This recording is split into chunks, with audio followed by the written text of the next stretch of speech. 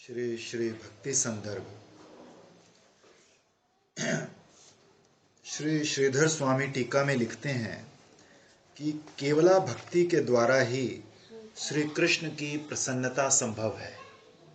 भक्ति के बिना और कुछ भी श्री कृष्ण संतोष का कारण नहीं। श्री भागवत में श्री प्रहलाद जी ने भी कहा है कि मैं समझता हूँ कि धन, कुलीनता, रूप, तप, विद्या, ओज, तेज, प्रभाव, बल, पौरुष, बुद्धि और योग, ये 12 गुण परम पुरुष भगवान को संतुष्ट करने में समर्थ नहीं है, परंतु भक्ति से तो भगवान गजेंद्र पर भी संतुष्ट हो गए। इसलिए 12 गुणों से युक्त ब्राह्मण से भी चंडाल भक्त को मैं श्रेष्ठ मानता हूं। अथवा श्री सनत कुमार जी ने महाभारत में बताया है कि धर्म, सत्य, दम, तपस्या, ईर्ष्या रहितता, लज्जा, सहिष्णुता, द्वेष राहित्य, यज्ञ, दान, धैर्य, शास्त्र ज्ञान, ये ब्राह्मणों के 12 व्रत हैं। इन 12 व्रतों से युक्त भी ब्राह्मण यदि अभक्त है तो उससे चांडाल भक्त श्रेष्ठ है। फिर क्या ब्राह्मण ब्राह्मण करते हैं? आजकल मुझे बताओ, ये 12 गुण किस ब्राह्मण में है? 12 गुण होने सबसे ज्यादा कुछ नहीं तो अक्रोध देखा ना, शांत, अक्रोध, सहनशीलता। आजकल किसमें? ब्राह्मणों में तो सबसे ज्यादा असहनशीलता है। तो फिर क्या ब्राह्मण ब्राह्मण करते हैं? आजकल कलयुग के ब्राह्मणों को भी क्या है? कैसे ब्राह्मण से चांडाल श्रेष्ठ है? उस ब्राह्मण से जो कमल नाभ श्री कृष्ण के चरण कमलों से विमुख है, उनकी भक्ति से रहित है।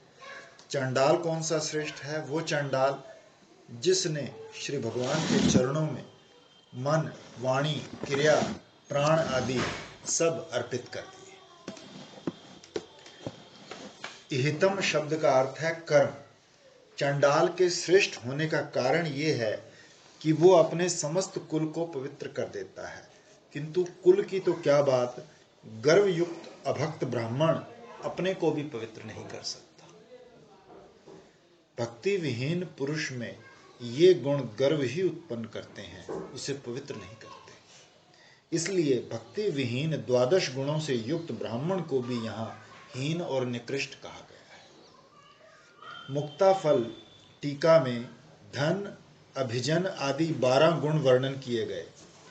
अथवा शम, दम, तप, क्षमा, शौच, शांति, सरलता, वैराग्य, ज्ञान, विज्ञान, संतोष, सत्य, आस्तिकता, ये 12 गुण हेमाद्रीकृत टीका में माने गए हैं। तात्पर्य यह है कि कोई से भी 12 गुण क्यों ना मान लिए जाए, यदि भक्ति नहीं है तो वो ब्राह्मण अति निकृष्ट है। अब क्या पता लगे किसमें भक्ति है नहीं है? 12 गुण ही नहीं दिखते पहले, तो 12 गुणों से युक्त ब्राह्मण कहाँ से लाओगे? स्कंद पुराण में श्री नारद जी ने कहा है, जितेंद्रिय तथा श्री भगवान में दृढ़ भक्ति वाला व्यक्ति सत्कुल और सदाचार विहीन होने पर भी सब लोगों में श्रेष्ठ है, किंतु 18 प्रकार की विद्याओं वाला, शांत, सत्कुल में पैदा होने वाला तथा धर्म कर्म वाला ब्राह्मण जो भगवत भक्ति से विहीन है, वो श्रेष्ठ नहीं है। काशी खंड में कहा गया है, ब्राह्मण हो अथवा क्षत्रिय, वैश्य हो या शूद्र अथवा अछूत 5वें वर्ण का मनुष्य ही क्यों ना हो, यदि वो श्री कृष्ण भक्ति युक्त है तो उसे सर्वोत्तमों में भी उत्तम जानना चाहिए। वृहन नारदीय पुराण में कहा गया कि जो लोग कृष्ण भक्ति विहीन हैं, वास्तव में वे ही चांडाल हैं। जो चांडाल हैं किंतु हरि भक्ति परायण हैं, वो श्रेष्ठ। तो उसका चमार के कटोरे का जल छिड़कने से उसको मुक्ति हो गई है, और दूसरे ने फेंक दिया, उसने उसके ऊपर फेंक दिया तो वो चली गई। वो लड़की थी उसकी, फिर वो उसको जब पता लगा तो वो आया, तो उन्होंने कहा कि अब भक्ति तो तेरी लड़की के ससुराल चली गई, अब यहाँ नहीं। अच्छा, कमाली बोलता हूँ। नारदीय में कहा गया है कि हे राजन, कृष्ण भक्त चंडाल ब्राह्मण से भी श्रेष्ठ है और कृष्ण भक्ति विहीन ब्राह्मण होते हुए भी चंडाल से भी नीच है। मूल श्लोक में कहा गया है कि वो चंडाल भक्त अपने कुल को पवित्र करता है, इससे वो अपने को भी पवित्र कर लेता है। ये बात स्वयं ही सिद्ध हो जाती है। श्री भागवत में कहा गया है कि किरात, हूण, अंध्र, पुलिंद, पुक्कश, आभीर, कंक, यवन, खस आदि जो जातिगत पापों से दूषित हैं और अन्य अन्य लोग जो कर्म से पापाचारी दिखते हैं, वे श्री भगवान के चरण आश्रित भक्तों का आश्रय ग्रहण करने से शुद्ध या पवित्र हो जाते हैं। ऐसे स्वाभाविक महिमा युक्त भगवान को हमारा नमस्कार है। क्या दीदी, अब देखो जैसे इसमें बता रहे हैं, एक तरह से कर्म से ही मेन माना गया ना, जन्म से नहीं। जाति तो कर्म से ही होती है ना, जाति तो जन्म से होती है, कर्म से नहीं। क्योंकि यदि आप कर्म से मानोगे तो एक दिन में 4 जातियां बदल जाएंगी। जो सवेरे उठ के संध्या वंदन कर रहा है, ठाकुर जी की सेवा कर रहा है, ये कर रहा है, वो कर रहा है, तो उस वक्त वो ब्राह्मण ही है। अगर आप कर्म से मानो तो ये सब ब्राह्मण के कर्म है। और दोपहर को वो किसी से लड़ रहा है, डंडा मार रहा है, तो फिर वो शूद्र हो गया। तो जाति जो है वो तो जन्म से ही मानी जाती है। तेरे को कई बार सुनाया नहीं पहले उसका कि वो क्या नाम था, शबरी के गुरु का क्या नाम था, मतंग ऋषि। ये शबरी के मतंग ऋषि नहीं, और कोई एक मतंग ऋषि थे जो के ब्राह्मण थे, पर वो व्यभिचार से उत्पन्न हुए थे। उनकी माँ ने किसी शूद्र से सहयोग किया था, तो उसके थे। अब ब्राह्मण का धर्म है सहनशीलता, तो वो यज्ञ करने जा रहे थे, वो बैल को बार बार छड़ी मारे, जल्दी चल जल्दी चल। तो जो बैल के दूसरे उधर लगी हुई थी ना बैलनी, उसने कहा बुरा मत मानो, ये ब्राह्मण है, ये चंडाल है। मुश भाषा में बोली। उसने जब ये सुना तो वो बैल का मुंह मोड़ के वापस आ गया। बाप ने पूछा कराया यज्ञ इतनी जल्दी? कहते नहीं, मैंने यज्ञ किया ही नहीं, मैं ब्राह्मण ही नहीं हूँ। तो कि कौन कहता है? कि ये कहती है। तो माँ को बुलाओ। तो उसकी माँ को बुलाया गया, उसको मंजूर करना पड़ा। फिर उसने कहा कि मैं तपस्या करके ब्राह्मण बनूंगा। चंडाल से बहुत तपस्या करी, ब्रह्मा आए, इंद्र आए, विष्णु आए, हमारा पद ले लो, हमारा पद ले लो। आखिर आकाशवाणी हुई कि इस जन्म में तुम्हारी जाति नहीं बदल सकती, तुमको ब्राह्मणी के पेट से जन्म लेना पड़ेगा, तभी तुम ब्राह्मण कहलाओगे, चाहे इंद्र पद ले लो। इसलिए जो जाति है वो तो कर्म से नहीं है, वो तो जन्म से। तो उसकी माँ ब्राह्मणी तो थी? नहीं, माँ ब्राह्मणी थी, लेकिन वीर तो चंडाल का था। ये है ना, उसको मानना पड़ा कि हाँ मैंने चंडाल से संभोग किया था, तब ये पैदा हुआ। तो दीदी फिर अब जैसे आप बता रहे हो, वो जो ऋषि थे इतने, उसने भक्ति नहीं की थी क्या? नहीं करी होगी ना। अच्छा। उसका देखो, वो पहले क्या लिखा, 12 गुण लिखे, उसमें एक है सहनशीलता। तो जब तुम्हारे में जाति से भी नहीं था और गुण भी नहीं थे। यदि उसमें ब्राह्मण के गुण तो चंडाल में भी हो सकते हैं, क्षत्रिय में भी हो सकते हैं। यदि उसमें गुण आ जाते ब्राह्मण के, तो फिर ये उजागर ही ना होती बात कि वो ब्राह्मण नहीं है। लेकिन क्योंकि वो छड़ी मार रहा है, तो वो बोलती है बैलनी कि बुरा मत मानो, इसमें ब्राह्मण के गुण भी नहीं और ये ब्राह्मण भी नहीं। और यदि कोई भक्ति कर रहा है और ब्राह्मण नहीं है, जैसे कि वैष्णव होते हैं, उसमें अपने आप सब गुण आ जाएंगे। उसको ब्राह्मण जैसा ही समझना चाहिए। चाहे एक कितनी भक्ति कर लेवे, इसमें व्याकरण भी आ जावे और सब संस्कृत बोलनी भी आ जाए, लेकिन फिर भी यज्ञ का अधिकारी नहीं हो सकता, क्योंकि जाति से ब्राह्मण नहीं। इसलिए श्री भागवत में याज्ञिक ब्राह्मणों ने कहा है कि बड़े ऊंचे कुल में हमारा जन्म हुआ, गायत्री ग्रहण करके हम द्विजाति हुए, वेद अध्ययन करके हमने बड़े बड़े यज्ञ किए, परंतु वे सब किस काम के, जो हम भगवान से विमुख हैं। धिक्कार है, हमारी विद्या व्यर्थ गई, हमारे व्रतों को धिक्कार है, हमारी पंडिताई को धिक्कार है। वो जाति से तो ब्राह्मण है, लेकिन कर्म ब्राह्मण जैसे नहीं है। ऊंचे वंश में जन्म लेना, कर्म कांड में निपुण होना धूल में मिल गया। कोई बड़ी बात नहीं। जब अब श्री भगवान में समर्पित कर्मों का भी आदर निरूपण करते हुए एकमात्र केवला भक्ति का अभिधेयत्व दिखाते हैं, श्रीमद् भागवत में कहा गया है कि एकाग्र चित्त से भक्त वत्सल भगवान श्री कृष्ण का ही नित्य निरंतर श्रवण कीर्तन ध्यान और आराधन करना चाहिए। श्री गीतोपनिषद में भी विशुद्ध भक्ति के अनुष्ठान में असमर्थता होने पर श्री भगवान में कर्मों के अर्पण की बात कही है। श्री भगवान ने कहा, हे अर्जुन, तू मुझ में ही मन को और बुद्धि को लगा, ऐसा करने पर तू मुझ में निवास करेगा, अर्थात मुझको प्राप्त करेगा, इसमें कुछ भी संशय नहीं है। यदि तू मन को मुझ में स्थिर रूप से लगाने में समर्थ नहीं है तो हे अर्जुन, अभ्यास रूप योग से अर्थात मेरे नाम गुण लीला का बार बार श्रवण कीर्तन आदि करते हुए मुझे प्राप्त करने की इच्छा कर। और यदि तू ऐसा अभ्यास करने में भी असमर्थ है तो केवल मेरे लिए कर्म करने वाला बन।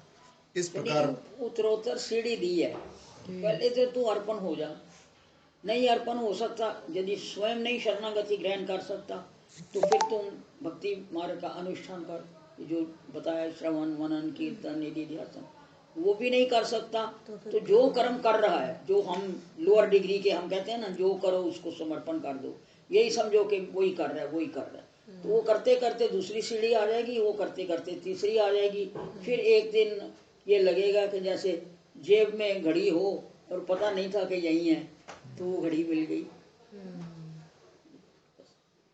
जब वो मिल जाएगा, बोध हो जाएगा, तो फिर तो वो सतत उसका ध्यान रहेगा।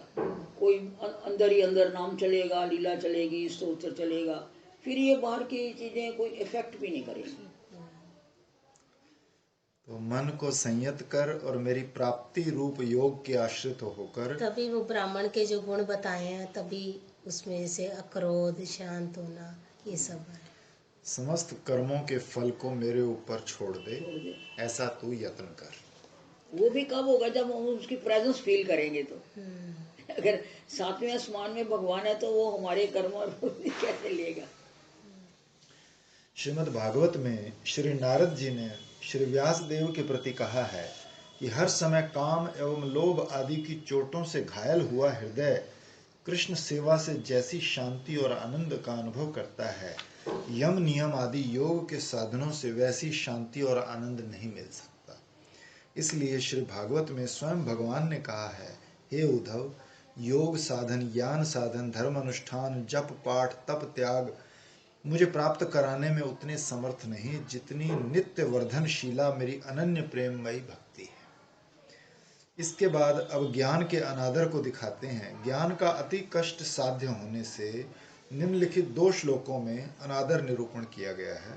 श्री भागवत में कहा है कि हे देव, आपके कथामृत का पान करने से उमड़ी हुई भक्ति के द्वारा जिनका अंतःकरण निर्मल हो गया है, वो लोग वैराग्य सार ज्ञान प्राप्त करके बिना श्रम ही आपके वैकुंठ धाम को चले जाते हैं। और दूसरे धीर पुरुष चित्त निरोध रूप समाधि के बल से आपकी बलवती माया को जीतकर आप में लीन हो जाते हैं, परंतु उन्हें अति श्रम उठाना पड़ता है, किंतु आपकी सेवा भक्ति के मार्ग में कोई भी श्रम नहीं है। इस प्रकार श्री सनत कुमार जी ने राजा पृथु को उपदेश देते हुए कहा है कि जो लोग मन और इंद्रिय रूप मगरों से भरे हुए संसार सागर को योग आदि दुष्कर साधनों से पार करना चाहते हैं, उनका पार जाना कठिन है, क्योंकि उन्हें कर्णधार भगवान श्री हरि का आश्रय नहीं। अतः आप तो श्री भगवान के आराधनीय चरण कमलों को नौका बनाकर अनायास ही इस भव समुद्र से पार उतर जाओ। इस प्रकार श्री गीता में श्री अर्जुन और भगवान के प्रश्नोत्तरों में यही बात कही है। श्री अर्जुन ने पूछा, हे कृष्ण, इस प्रकार जो अनन्य प्रेमी भक्तजन निरंतर सगुण स्वरूप आपकी उपासना करते हैं और जो लोग निराकार अक्षर ब्रह्म स्वरूप की उपासना करते हैं, उन दोनों में कौन श्रेष्ठ है? तो श्री भगवान ने कहा, हे अर्जुन, जो लोग मेरे सगुण स्वरूप में मन को एकाग्रता पूर्वक लगाकर निरंतर मेरी उपासना में अतिशय श्रद्धा पूर्वक लगे रहते हैं, उनको मैं अति उत्तम योगी मानता हूँ। देखो, वैसे भी इन जीव को करने की आदत है, कुछ ना कुछ अगर शरीर से नहीं करेगा तो मन से करता रहेगा। तो इसलिए अगर हमारी निष्ठा ही बन जाए, इसलिए पहली सीढ़ी आदो श्रद्धा का है, तो इसका खाली परिवर्तन ही करना है बस। किंतु भक्ति मार्ग में कुछ भी परिश्रम और दुख नहीं है। अधिकंतु भक्ति करने वालों को श्री भगवान को वशीभूत कर लेने का अपूर्व फल भी प्राप्त होता है।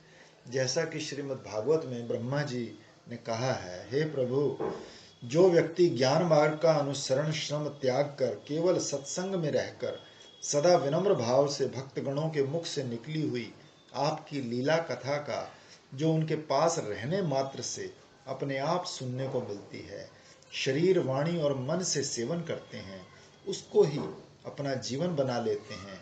हे अजित, यद्यपि आप पर त्रिभुवन में कोई भी विजय प्राप्त नहीं कर सकता, फिर भी वे व्यक्ति आपको अपने वशीभूत कर लेते हैं।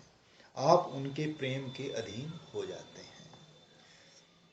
उदपास्य शब्द का अर्थ है कुछ भी ना करके। स्थाने का अर्थ है साधुगण जहाँ निवास करते हैं उस स्थान पर रह के। सन्मुखरिताम शब्द का अर्थ है सत्पुरुषों के मुख से स्वाभाविक रूप में अपने आप नित्य गाई जाने वाली भगवत लीला कथा, जो उन सत्पुरुषों के निकट रहने मात्र से अपने आप कानों में पड़ती रहती है, अर्थात उनका श्रवण प्राप्त हो जाता है। कहते हैं वृंदावन में आने से कई प्रकार की भक्ति अपने आप ही हो जाती है। श्रवण, कौन ऐसा है जो दिन में 2-4 बार राधे राधे ना सुनेगा?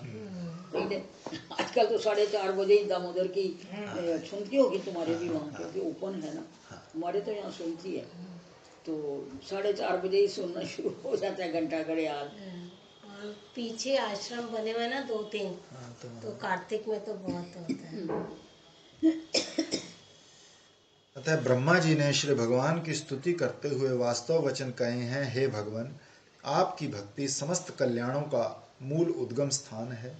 जो लोग उसे छोड़कर केवल ज्ञान की प्राप्ति के लिए श्रम उठाते हैं, दुख भोगते हैं, उनको तो बस क्लेश ही क्लेश हाथ पड़ता है। या तो एक बार किसी से पूछा, पहली बार गए, कोई बिल भरना था हमको, जो सामने घर में रहते थे बिजली का, मुझे मालूम नहीं बिजली घर कहाँ है, मुझसे पूछा बिजली घर कहाँ है, तो कहता देख यहाँ से जाएगी ना तो दाएं को मुड़ना, तो वहाँ बिहारी जी आएंगे, ठीक, फिर बिहारी जी से जरा आगे जाएगी तो राधा वल्लभ जी आएंगे, फिर उसके आगे और जाएगी तो दामोदर आएगा, फिर दामोदर से बाहर जाएगी तो गोविंद देव जी की जो सड़क है ना उस पर चलते रहना। फिर मैंने कहा इस आदमी ने एक रास्ता बताने के लिए 7 बार सातों मंदिर के नाम ले लिया, सातों मंदिर के नाते। बहुत बढ़िया। जो लोग उसे छोड़कर केवल ज्ञान की प्राप्ति के लिए श्रम उठाते हैं, उनके हाथ क्लेश ही क्लेश पड़ता है और कुछ नहीं। जैसे थोथी भूसी कूटने वाले को केवल श्रम ही श्रम मिलता है, चावल नहीं मिलते। श्रीधरी टीका इस श्लोक में कहा गया कि भक्ति के बिना ज्ञान सिद्ध नहीं होता, वो अपना फल नहीं दे सकता। भक्ति कैसी? सरोवर से निकलने वाले झरनों की तरह जिस भक्ति से धर्म अर्थ काम मोक्ष ये चारों पुरुषार्थ निकल रहे हों, ऐसी समस्त मंगलों की जननी आपकी भक्ति को छोड़कर जो ज्ञान प्राप्ति के लिए परिश्रम करते हैं, उन्हें तो क्लेश ही उठाना पड़ता है। ज्ञान मार्ग में जो संन्यास, तपस्या, वेद शास्त्र अभ्यास आदि हैं, वही यहाँ पर क्लेश समझने चाहिए। श्रीमद् गीता में श्री भगवान ने अमानित्वम, दंभित्वम आदि श्लोक में ज्ञान योग मार्ग का उपक्रम किया है।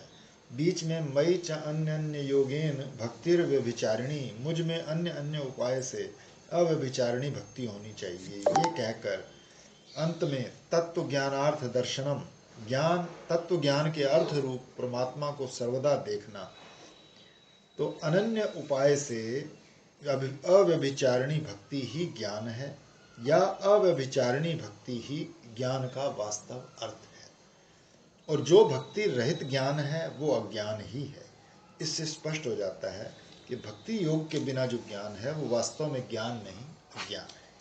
इसलिए अंत में श्री भगवान ने कहा, हे अर्जुन, मेरा भक्त मेरे द्वारा वर्णित ज्ञान और ज्ञेय वस्तु मेरे स्वरूप को यथायथ भाव से जानकर मेरे भाव को, स्वरूप को प्राप्त करने की योग्यता लाभ करता है। दीदी ज्ञान में सिर्फ क्या समझेंगे कि किसी को ये सब जैसे भागवत कर रहे हैं और ऐसे सिर्फ एक जैसे पेशे की तरह कर रहे हैं तो उसको भी ज्ञान में काउंट करते हैं क्या?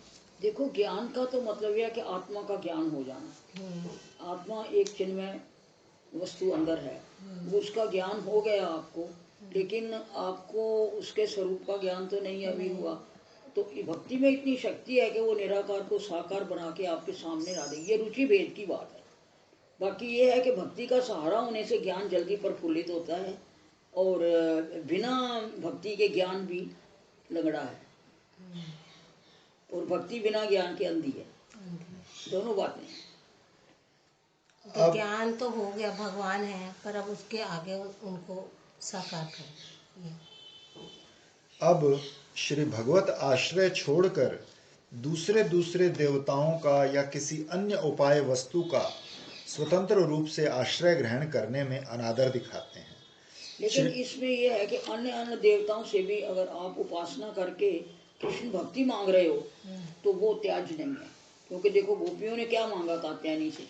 कृष्ण हमारा पति हो, मांगा तो कृष्ण, तो उतना तो ठीक है। लेकिन दुर्गा सप्तशती पढ़ के बड़ा हमारा धान हो जाए, हमारा मंदिर बड़ा हो जाए, हमारे बच्चे बड़े बड़े बन जाए, वो गलत। श्रीमद् भागवत में देवताओं ने कहा है, हे प्रभु, आप कभी विस्मित नहीं होते। आप अपने स्वरूप साक्षात्कार से ही सर्वथा पूर्ण काम, सम और शांत हैं। जो आपको छोड़कर किसी दूसरे का आश्रय लेता है वो मूर्ख है, मानो वो कुत्ते की पूंछ पकड़कर समुद्र पार करना चाहता है। श्री भगवान के लिए कोई भी वस्तु नई नहीं है, वो कभी भी विस्मित नहीं होते। स्कंद पुराण में भी श्री ब्रह्मा और श्री नारद संवाद में कहा गया है कि जो भगवान श्री कृष्ण को छोड़कर अन्य किसी देवता की उपासना करता है तो वो अपनी माता को छोड़कर किसी चांडालिनी की वंदना करता है। वहाँ और भी कहा है कि जो भगवान श्री कृष्ण को छोड़कर अन्य देवता की उपासना करता है तो वह अमृत को त्याग कर वो मूर्ख बुद्धि हलाहल विश्व का पान करता है। महाभारत में भी कहा है कि जो भगवान श्री कृष्ण को छोड़कर मूर्खतावश अन्य देवता की उपासना करता है वो सोने के ढेर को छोड़कर मिट्टी के ढेर को समेटना चाहता है। पर दीदी जैसे कईयों को तो पता ही नहीं होता, जो देवी देवताओं की पूजा कर रहे हैं, जिनको जो कुछ लौकिक वस्तु चाहते हैं वही तो दूसरे सब देवताओं की पूजा करते हैं। पता किसको नहीं है कि भगवान सब कुछ देने वाले हैं? उनको भगवान चाहिए नहीं ना अभी। नहीं, जैसे कभी तो जो ऐसे होते हैं सब पहले सोचते हैं कि सभी भगवान है, वो देवी देवता मानते ही नहीं है, वो सोचते हैं कि सभी भगवान है। ऐसा इसीलिए साधु संघ की जरूरत है ना। मानते नहीं है तो कथा सुननी चाहिए, तभी तो मानेंगे। अब तुम ये किसी को सुनाओगे तो तभी तो वो मानेगा। श्री ब्रह्मा तथा श्री शिव जी का भजन भी उन्हें केवल वैष्णव जानकर ही करना चाहिए। जैसा कि श्री भागवत में कहा गया है कि तीनों लोकों के परम गुरु आदि देव श्री ब्रह्मा अपने जन्म स्थान कमल पर बैठकर सृष्टि करने की इच्छा से विचार करने लगे, परंतु जिस ज्ञान दृष्टि से सृष्टि का निर्माण हो सकता था और सृष्टि व्यापार के लिए वांछनीय है वो दृष्टि उन्हें प्राप्त नहीं हुई। अर्थात वो आदि ने भी देव तो भगवान की आराधना करी तो तब उनको ज्ञान प्राप्त हुआ और चतुश्लोकी भागवत बनी और तब उन्होंने सृष्टि करी। तो फिर ब्रह्मा शंकर विष्णु से तो बड़े कोई देवता है नहीं। जब वो भी भगवान की करते हैं तो फिर इसी से सीधे होना चाहिए ना। श्री भागवत में भी कहा गया है कि जैसे नदियों में गंगा, देवताओं में विष्णु और वैष्णवों में श्री शंकर जी सर्वश्रेष्ठ हैं, वैसे ही पुराणों में श्रीमद् भागवत सर्वश्रेष्ठ है। अर्थात श्री शंकर जी परम वैष्णव कृष्ण भक्त हैं, इसलिए ही उपासनीय अंगीकार किए गए हैं। इसलिए श्रीमद् भागवत में श्री शिव के प्रति श्री मार्कंडेय मुनि ने कहा है, हे शंकर, आप स्वयं तो पूर्ण हैं ही, अपने भक्तों की भी समस्त कामनाएं पूर्ण करने वाले हैं। इसलिए मैं आपका दर्शन प्राप्त कर लेने पर भी एक बार ये मांगता हूँ कि श्री कृष्ण में और उनके शरणागत भक्त आप में मेरी अविचल भक्ति सदा बनी रहे। इसलिए शिव जी को परम वैष्णव माना गया ना, इसीलिए हमारे गुरु जी कहते थे शिवरात्रि को जरूर पूजा करने जाना चाहिए। वो स्वयं जाते थे, पीछे शिव जी का मंदिर था। इसलिए श्रीमद् भागवत में प्रजापतियों ने श्री शिव जी की स्तुति करते हुए कहा है कि आत्माराम मुनिगण और जगत गुरुजन अपने हृदय में आपके युगल चरणों का ध्यान करते रहते हैं और आप स्वयं निरंतर श्री भगवान स्वरूप के ध्यान में और तपस्या में रत रहते हैं। फिर भी श्री सती के साथ रहते देखकर जो आपके आसक्त और शमशानवासी होने से उग्र और निष्ठुर बताते हैं, वो मूर्ख आपकी लीलाओं के रहस्य को भला क्या जाने। उनका ऐसा कहना निर्लज्जतापूर्ण है। इससे भी श्री शिव का कृष्ण भक्त स्वरूप प्रमाणित होता है।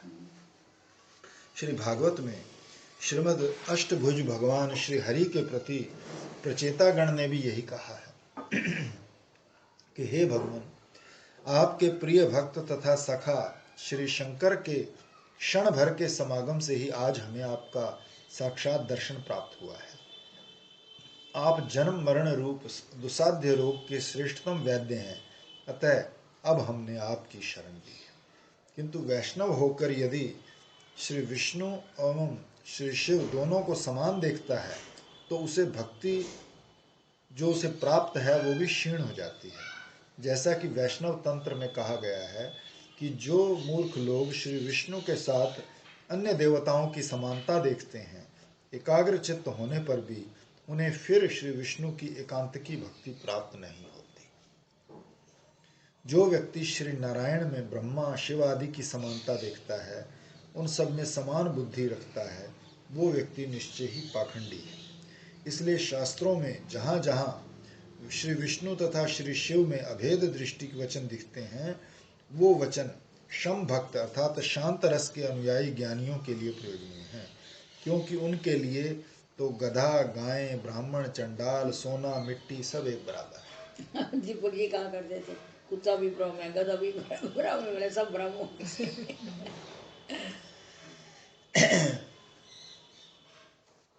श्रीमद् भागवत में कहा गया है कि श्री कृष्ण के प्रसन्न होने पर मैं भी चराचर जगत के साथ प्रसन्न हो जाता हूँ, इसीलिए अभी इस विष का पान करता हूँ जिससे मेरी प्रजा का कल्याण।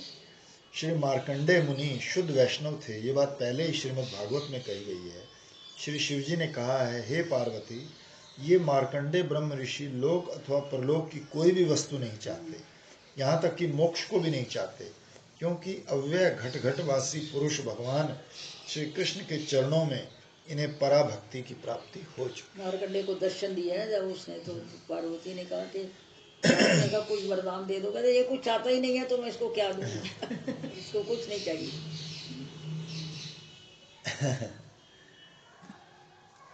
यदि ये तीन वस्तु हो जाएं तो तुष्टि पुष्टि संतुष्टि, समझ लो हमारा साधन ठीक चल रहा है। देर है साक्षात्कार में, अभेर नहीं। फिर श्री मार्कंडेय जी के चित्त में श्री शिवजी के आविर्भूत होने से उनकी समाधि भंग हो गई थी। उससे भी स्पष्ट हो जाता है कि श्री विष्णु और श्री शिव में भेद है। श्री मार्कंडेय ने अपने चित्त में अकस्मात श्री शिवजी को सामने देखकर विस्मय पूर्वक कहा था कि ये क्या है, ये कहाँ से आए। इस प्रकार की वृत्ति उदित होने पर उनकी समाधि खुल गई। फिर ब्राह्मण साधव इत्यादि अभेद बोधक वचन रहते हुए श्री विष्णु की ही प्रधानता सिद्ध होती है। फिर शिवजी ने कहा है कि लोकों सहित समस्त लोकपाल में शिव ब्रह्मा एवं स्वयं भगवान श्री हरि भी ब्राह्मण साधु जनों की वंदना स्तुति करते हैं, अर्थात श्री शिवजी ने भी श्री विष्णु को स्वयं भगवान परमेश्वर कहकर उनकी प्रधानता निरूपण की है। विष्णु सात्विक अंश है। तो ब्रह्म पुराण में श्री शिवजी ने भी इस प्रकार कहा है कि जो मुझे और पितामह श्री ब्रह्मा को देखना चाहता है, प्राप्त करना चाहता है, वो सर्वशक्तिमान भगवान श्री वासुदेव का ही दर्शन करे, क्योंकि श्री भगवान श्री वासुदेव जी को जान लेने या प्राप्त कर लेने से शिव ब्रह्मा आदि सब का ज्ञान या प्राप्ति अपने आप हो जाती है। जिस प्रकार मुझे वनमाली श्री कृष्ण में विश्राम या आनंद मिलता है, वैसा श्री शिवजी में नहीं, क्योंकि मोर श्याम मेघ को देखकर जैसा आनंद लाभ करता है, वैसा सफेद मेघ को देखकर नहीं। अर्थात श्याम तथा सफेद दोनों ही मेघ हैं, किंतु मोर को श्याम मेघ ही आनंद देता है। श्वेत में गंगा के किनारे चारों ओर तड़ाग विद्यमान है। विश्व भर के जलाशयों का अधिपति है सागर, किंतु चिंतामणि रूप चातक की प्यास को केवल कृष्ण मेघ ही बुझा सकता है और कोई नहीं। श्री शिव पूजन की आवश्यकता होने पर कोई कोई वैष्णव श्री शिव मूर्ति में श्री भगवान कृष्ण की ही पूजा करते हैं, जैसा कि श्री विष्णु धर्मोत्तर के शेष भाग में ये इतिहास वर्णन है कि विश्वक सेन नाम का कोई एक परम भागवत ब्राह्मण पृथ्वी पर विचरण करता था। वो एक बार एकांत वन में बैठा था तो निकटवर्ती गांव के अध्यक्ष का पुत्र वहां आ पहुंचा। उसे देखकर बोला, कौन है रे तू? तो उस ब्राह्मण ने अपना नाम परिचय दिया।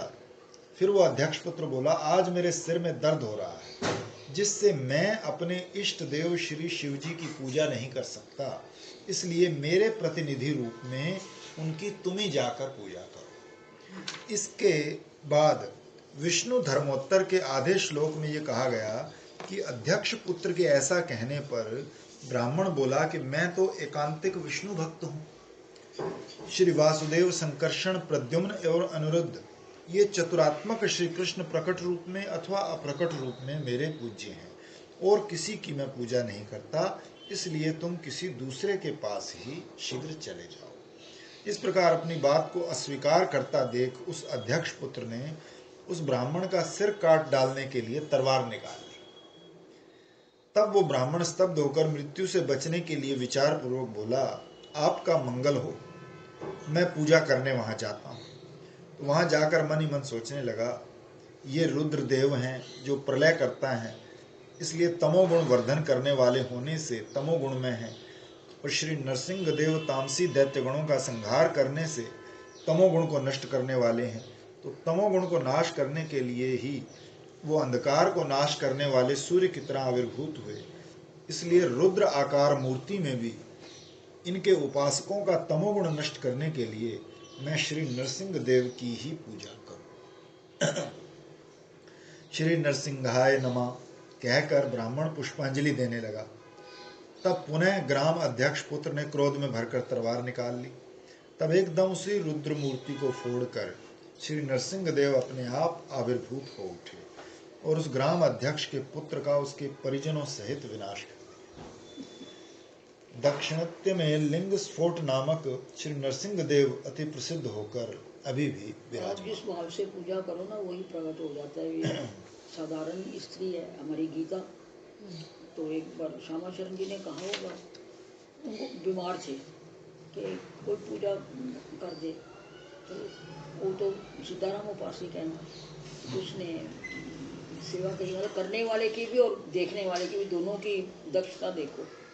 तो श्यामा चरण जी दर्शन करने को आए, जब सेवा सुबह हो गई, गोपाल दास जी आए तो गोपाल दास, तो गोपाल दास दर्शन करने आए तो कहते आज किसने सेवा करी है? लगता है भाभी ने सेवा करी है आज। कि हाँ मैं बीमार था, तो उसने कहते आज तो धनेश्वर धारण किया होगा। तो करने वाले की एकाग्रता भी देखो और देखने वाले की भी दक्षता देखो। क्या बात है। और उनका दोनों का सारी उम्र से वो गई थी इनके गुरु से मंत्र लेने शादी के बाद कि भाई ये कृष्ण उपासक मैं राम उपासक, तो चलेगा नहीं, रामनवमी मनाएंगे, जन्म। उन्होंने कहा किसकी कंठी है? तो बड़े सिद्ध गुरु थे जिनकी कंठी थी उसके गले में, उसने नाम लिया, कहते मैं उनकी कंठी नहीं बदल सकता, तुम यही करो। फिर वो यहाँ जब मेरे साथ रहते थे ना सुखभवन में हम, तो वो रोज आश्रम जाती थी हमारे गुरु जी के। उन्हें मैंने कहा भाई वो बड़े दक्ष हैं तो उनसे पूछना।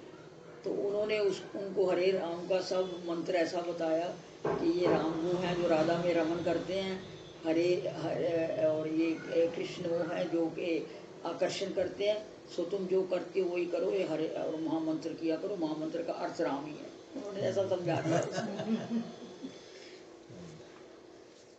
गुरु भी कितने दक्ष होते हैं, गुरु भी कितने दक्ष होते हैं, जिसका जैसा भाव होता है उसको वैसे समझा। मेरी वो है ना, मेरा आसन शुद्ध हो गया, गुरुदेव भी आसन पर बैठ गई।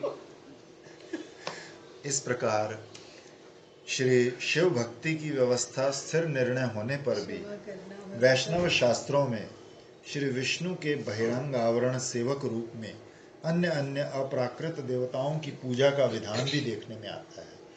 श्री युधिष्ठिर के राजसूय यज्ञ की भांति विष्णु प्रीति के लिए किए जाने वाले यज्ञ अनुष्ठानों में भगवत लोक संग्रह की रक्षा के उद्देश्य से अथवा उस प्रकार की लीला के उपयुक्त नर लीला करने वाले पार्षदगण अन्य अन्य देवताओं की श्री भगवान की विभूति रूप में पूजा विधान करते हैं, ऐसा समझना। इसकी एक अनुभव अपने अटला वालों को हुआ था। जब वो पड़े हुए थे तो सारा दिन वो माला वाला तो कर नहीं सकते थे, ना उन्हें हाथ चलता था, कुछ भी नहीं करते थे। तो उन्होंने कहा कि देखो ये भक्त होता है ना, वो विष्णु की पूजा किस लिए करता है। कि युधिष्ठिर जी ने ये नहीं कहा कि अभी मैंने राजसूय यज्ञ करना है, कि मेरा, उनको ये नहीं कि मेरा उत्कर्ष बढ़ेगा। कहते इसलिए यज्ञ कर रहा हूँ कि तुम्हारी सेवा करने वाले भक्त जो हैं वो कैसे तुम्हारा उत्कर्ष दुनिया में बढ़ाते हैं। कि देखो ये कृष्ण भक्त है, इसका उत्कर्ष देखो। वो अपना उत्कर्ष बढ़ाने के लिए नहीं, हम तुम्हारे भक्त हैं, क्योंकि सबसे पहले दिग्विजय करनी पड़ती है। तो उन्होंने, युधिष्ठिर ने ठाकुर जी को कहा कि भाई बाकी सबको तो हम विजय कर लेंगे, तो तुम्हारे को कैसे विजय करेंगे, तुम तो अजय। तो उन्होंने कहा ये लो जी नारियल और 100 रुपया, हम हार गए। तो हम तो भक्तों से सदा हारे ही हुए हैं, हम पहले ही हार जाते हैं, तुम्हें विजय करने की जरूरत नहीं है। तो फिर युधिष्ठिर ने कहा कि मैं इसलिए राजसूय यज्ञ कर रहा हूँ कि तुम्हारे भक्तों का तुम्हारा उत्कर्ष कितना है वो तो देखने की बात है। तुम्हारे भक्तों के किए हुए पूजा भी कितनी उनकी चल जाए। वो क्या करते थे, मुझे लेटे लेटे बड़े सारे भाव उत्पन्न होते हैं, जब लेट जाओ ना तो बड़ा आनंद आता है। मैंने कहा बात तो ठीक है, मुझे लगता है कि वो ठीक ही कहते थे। केवल सूर्य आदि देवताओं की उपासना के कारण उनके उपासकों को भगवत भक्ति प्राप्त होती हो ऐसी बात नहीं, किंतु श्री भगवान की प्रीति के लिए अनुष्ठित साधनों से पैदा होने वाली शुद्ध भक्ति के द्वारा अथवा श्री विष्णु क्षेत्र आदि में मरने के प्रभाव से उनको भगवत प्राप्ति होती है। इस विषय में सूर्य का आराधन करने वाले देव शर्मा और चंद्र शर्मा नाम के 2 ब्राह्मणों का दृष्टांत प्रमाण है। श्री भगवान ने कहा, उस विष्णु क्षेत्र के प्रभाव से तथा धर्मशील और मेरे परायण होने के कारण ये दोनों ब्राह्मण मेरे पार्षदों द्वारा मेरे पास वैकुंठ में ले जाए गए। उन दोनों ब्राह्मणों ने समस्त जीवन पर्यंत सूर्य की आराधना की, तो उनके इस शुभ कर्म से ही मैं उन पर विशेष प्रसन्न हो गया था। उनका क्षेत्र निवास स्थान मायापुरी अर्थात हरिद्वार था और कृष्ण लीला में वो दोनों सत्राजीत और अक्रूर थे। ये बात भी उस प्रसंग में प्रसिद्ध है। उसी प्रकार पितृ सेवा करने वाले पुंडरिक की भगवत प्राप्ति के विषय में भी जानना चाहिए। स्वतंत्र भाव से अन्य देवताओं की उपासना से भगवत प्राप्ति नहीं होती। ये बात श्री गीतोपनिषद में कही गई है कि हे अर्जुन, श्रद्धा युक्त होकर जो लोग अन्य देवताओं का भजन करते हैं वो भी अविधि पूर्वक अर्थात सिद्धि प्रदान करने वाली विधि या सीधे रास्तों को छोड़कर मेरा ही भजन करते हैं। मैं ही इंद्र आदि रूप से समस्त यज्ञों का भोक्ता तथा प्रभु अर्थात फल प्रदाता स्वामी हूँ। इसमें एक शर्त है, अन्य देवताओं की पूजा करे भी तो उसमें अपने भगवान का अर्पण करके करे, कि भगवत बुद्धि से करे। अब पुंडरीक ने क्या कहा कि मैं तो सेवा कर रहा हूँ, इस वक्त माँ बाप ही मेरे भगवान हैं, तुम जरा इंतजार करो, तुम दूसरे भगवान हो, जरा मैं थोड़ी देर ठहर के तुम्हारी सेवा करूँगा। पहले एक कल धर्म क्या है एक किताब थी ना, इसने भीष्म पितामह ने कहा कि मेरे मत में तो माता पिता गुरु की जो पूर्ण रूप से भगवान समझ के सेवा करता है उसको सब कुछ मिल जाता है। तो उसमें भगवत बुद्धि होनी चाहिए। माँ बाप की सेवा तो सभी करते हैं, लेकिन वो भगवत बुद्धि से नहीं करते, वो माँ बाप की बुद्धि से करते हैं, तो वो फिर लौकिक कार्य हो जाते हैं। तो देखो कितना, क्योंकि यदि आप भगवान समझ के किसी की सेवा करोगे ना तो आपको श्रम होगा, और ना आपको ये लगेगा कि मैं इसकी सेवा कर रहा हूँ, ये ठीक हो के मेरी भी करेगा या मेरा कुछ करेगा। फिर एक लेन देन की बात खत्म हो जाती है। दीदी भगवान की सेवा करी तो भगवान फल देगा। दीदी ये तो बात है, और वो भी भगवान फल देगा ये भी आशा नहीं होती। हम तो उसके सेवक हैं, उसकी सेवा कर रहे हैं, इसमें भी भगवान है, इसमें भी भगवान है। मैं वही ना, आनी जो है ये भजन का फल है।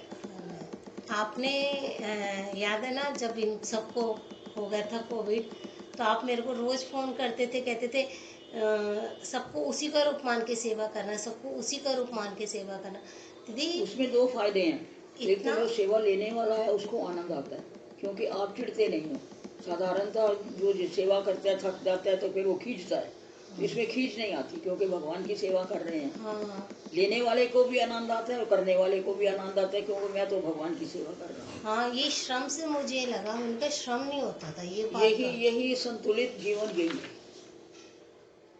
ये तो आप रोज रोज कहते थे ना, तो वो दिमाग में ना बात घुस गई कि ये वो नहीं, ये वो है। चित्त शुद्ध होने से बात घुस जाती है। कहते तो हम सब कोई हैं, लेकिन किसको लगती है किसको नहीं नहीं, लगती। सच बात है। श्री पद्म पुराण में कहा गया है कि श्री कृष्ण ही समस्त देवताओं के ईश्वरों के भी ईश्वर हैं और सदा आराध्य हैं, किंतु ब्रह्मा शिव आदि की भी कभी अवज्ञा भी नहीं करनी चाहिए। गौतमीय तंत्र में कहा है कि जो श्री गोपाल की तो पूजा करते हैं और अन्य देवताओं की निंदा करते हैं, उनको परम धर्म लाभ होना तो दूर अपराध हो जाए, पहला किया हुआ धर्म भी उनका नष्ट हो जाता है। मैं सेवक सचराचर रूप स्वामी भगवान।